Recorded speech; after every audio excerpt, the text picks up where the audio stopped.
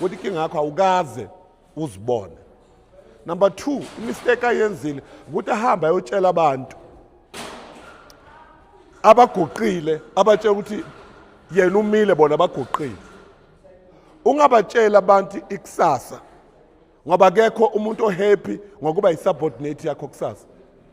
As much as wena uzibona umkhulu but ungakhuluma indaba zakusasa namhlanje kubantu abangafuni ukuthi ube yilento ozoba yiyo kusasa. Number 3, wathatha ubabakhe wamnika isikhaftini ukuthi esele labo bhuti bakhe. Abobhuti bambone seza but nangu lo mphuphi. Mabaqeda bheka benzani bamhlutha isikhaftini bathatha yena bamlahlela emgodini. Ungacabanga ukuthi abantu ba loyal to you. They are not even loyal to your provision.